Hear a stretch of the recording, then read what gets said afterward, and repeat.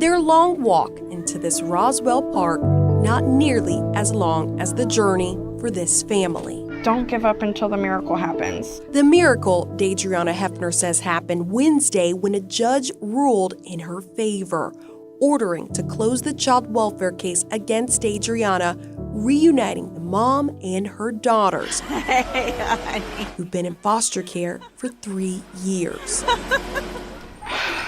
I've just worked really hard for this, so it was overwhelming, honestly. Overwhelming in a good way, but I've just worked so hard for this. This is like all the efforts that I've put into this, especially within the past year and a half. Now it's finally like the end of it, and we get to be whole and together again. Finally, because for so long, drugs left her family broken. She admits to past addiction, which led to arrest and intervention from the Division of Family and Children's Services, DFACS. Her kids placed with the foster family. To get them back, Deidreana agreed to DFACS random drug screens. When we first met the mom back in 2024, she'd been sober for about 3 years. But some of her drug screens did not show that. Hair follicle drug tests from DFACS subcontracted labs show multiple times she tested positive for drugs. So Deidreana says caseworkers believed she was still on drugs. You want Mommy to come with you? She recalls DFACS lawyers even discussing possible termination of her parental rights. With few people on her side, Deidreana says she only remained strong because of her own mother's support.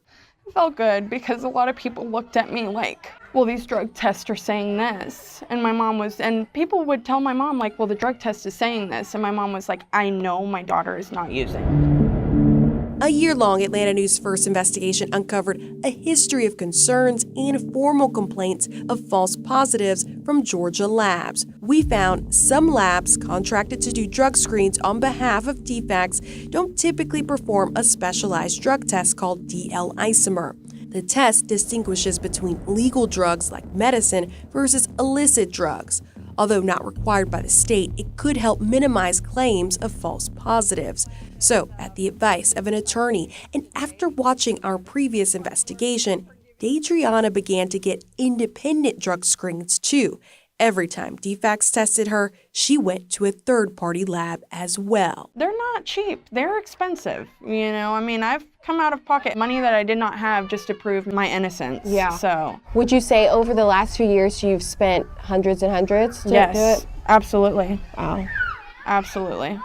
Probably about $1,000. But a process that proved priceless. You want me to go on the slide with you? For these very moments. Armed with repeated negative drug screens from independent labs, Deidreana was able to fight in court and win custody of her kids. I was upset at the system, really, because I knew that I was sober and they were trying to tell me that I wasn't, and I had to jump through hoops and they already make you do a lot, and I was doing all of that, but then I had to do even more to prove that I was sober, and it took longer, but I'm where I'm at now.